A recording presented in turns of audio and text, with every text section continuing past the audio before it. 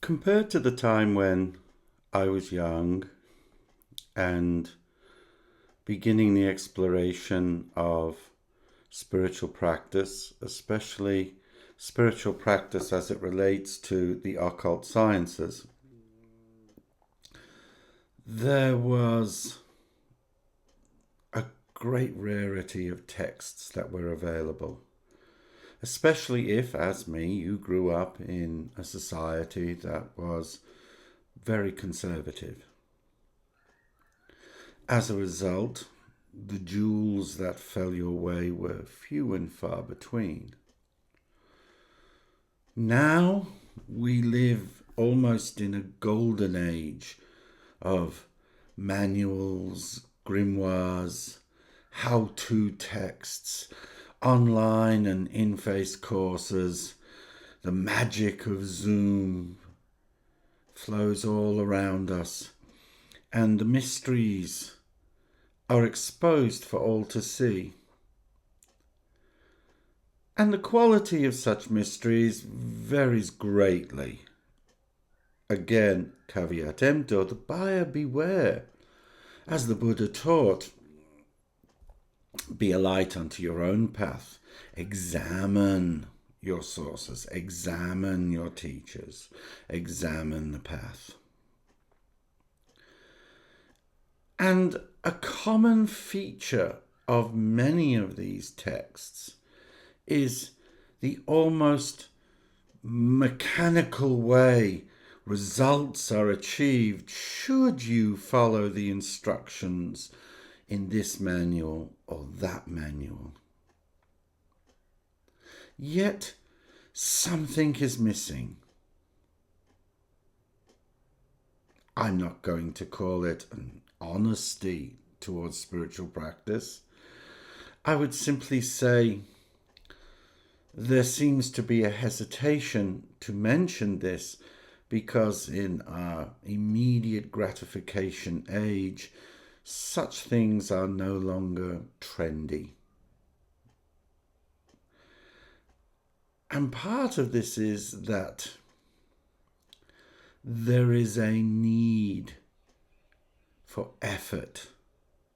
There is a need for practice. And that as we approach any magical working, it is important that we approach it systematically, carefully, and with passion, however you define that. The form of your passion, of course, forms the way the magics you bring forth manifest. In occult law, especially within the Western tradition, there is usually, it is either referred to sometimes as the three keys or the triangle of causation. Some refer to it as the Pyramid of Causation, but that involves much more advanced approaches to practice. When we approach this triangle of causation, we begin with the first point of the triangle, or in some traditions, the first of the keys, and that is desire. And we must be careful when we approach the word desire. It is a loaded concept. What we are more talking about is your purpose, your intent, the outcome you are seeking, the goal you are working towards, or simply the path that you are choosing to walk on. From that, once we understand our desire, we understand what it is we want from the working that we are undertaking. Understanding that you can desire things you can achieve, or you can desire things that are unattainable. And as W.E. Butler liked to teach, wisdom is the goal, but you're not going to get it from reading lots of texts. Wisdom comes from pain. Wisdom comes from experience. And wisdom comes from accepting that we are finite beings, and then working within that framework, we can find a path to achieve our goal.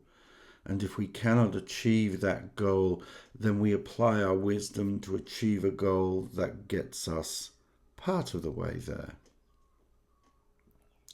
But that our desires must be framed within wisdom.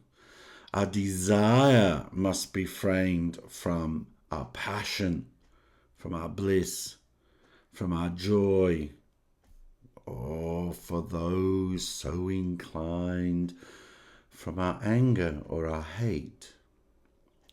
But our desire forms our intent, and it lays the path towards which we approach our goal. What next comes is visualization. And since the 1980s, with the teachings of Shakti Gawain and others, this spiritual tool has moved very much into the mainstream, where previously it was kept very much in the purview of occult and spiritual movements, locked behind the seal of silence. But visualization is important. Visualizing our goal, visualizing us getting to our goal, but also visualizing how we're going to get there. Unlike a certain other copyrighted wizard, there is no one I know who was handed a piece of wood and by waving it was able to manifest the occult powers. Certainly raising a slight breeze, but to get to the goal requires effort. And visualization is not so easy. How often do we try to visualize the goal? And yet, while we're doing our visualization, this thought and that thought invade our consciousness, breaking the chain of causation, the chain of our practice, the focus of our thoughts, often become diluted. And in this, it is important for us to engage the third of this links in the triangle of causation, or the three keys, which is imagination. Gloria Anzaldúa, the great Latina thinker, once taught wisely that true change is only possible through acts of creativity. And I would argue that true acts of magical power are only possible through acts of creativity.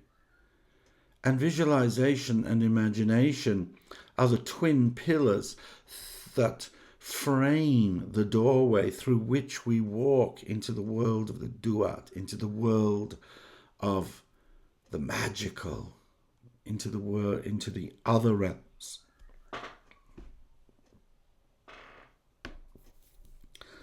Sometimes, added to this triangle of causation, is, of course, opposite to desire, is organization. And this is usually not formally part of the triangle, but it's an essential part of it, making it into a pyramid from which power is born. To move from visualization to true imagination, we have to organize our thoughts. We have to organize our practice. Oftentimes this involves extremely tedious spiritual practices.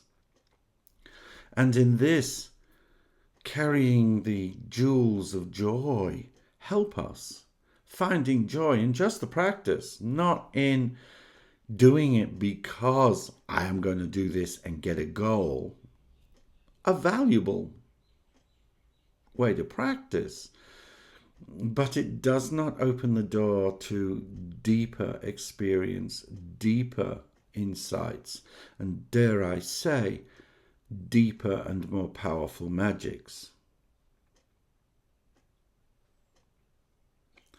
But if we use desire, visualization, and imagination within our practice, and we practice it, we rehearse it, and we go over and over, we create the channels of power by repetition, by doing them, by finding new ways to imbue our workings with strength and power by expanding our imagination.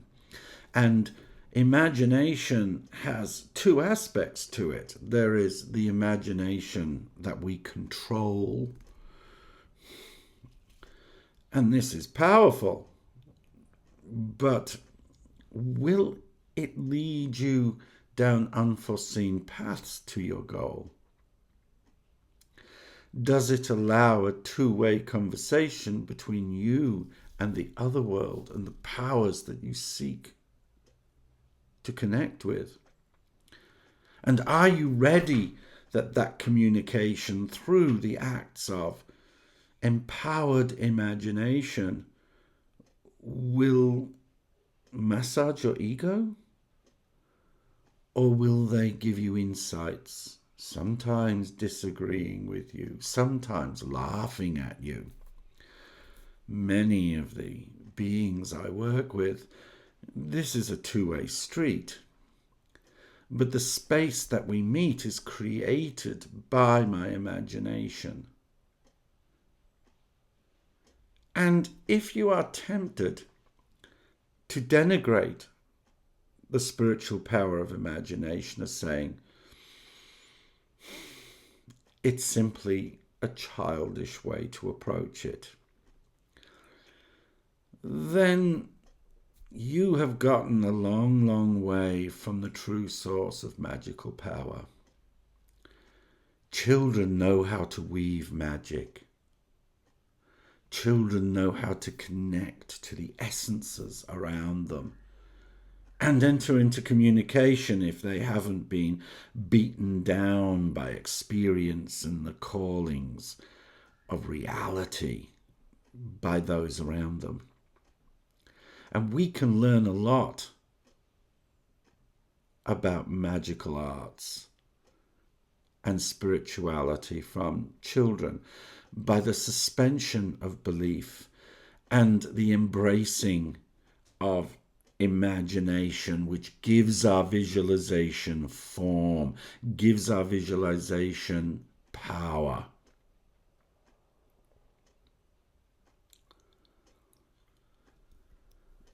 If you practice in this way, I won't guarantee that your spells will magically produce manna from heaven, money falling from the sky at your feet. That would be absolutely lovely.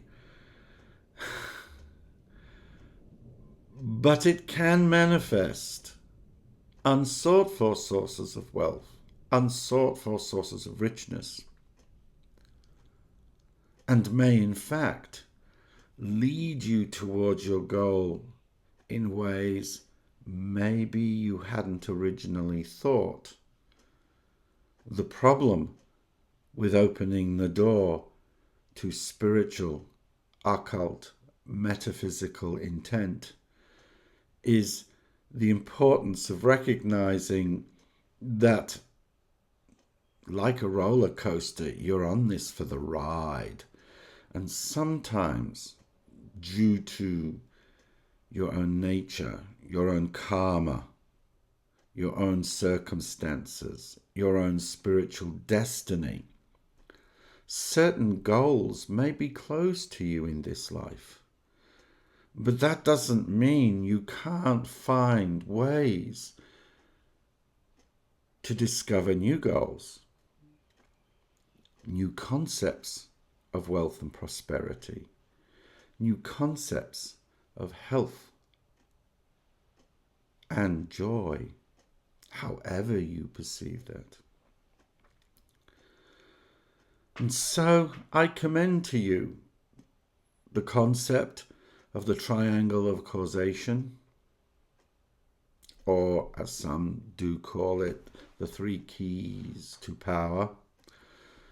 Any path that uses the word power in it, I personally move away from. That's a door I don't really want to walk around. Power is something you are robed in, not something you grasp. But you may have a different calling in your path. But by understanding what our desires actually are, what do we really want? When we say wealth, do we mean money? Do we mean prosperity? Do we mean abundance in all good things? Do we mean to be robed in joy and love and satisfaction with what we have?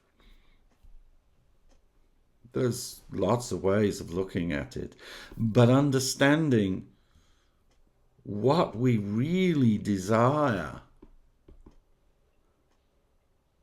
What do we want? Once we know this, we must begin to visualize. And in visualizing, we are weeding the garden of our own mind, of our imagination. With our visualization, we are removing the weeds of self-doubt. We are removing the obstacles of habituated self-critique.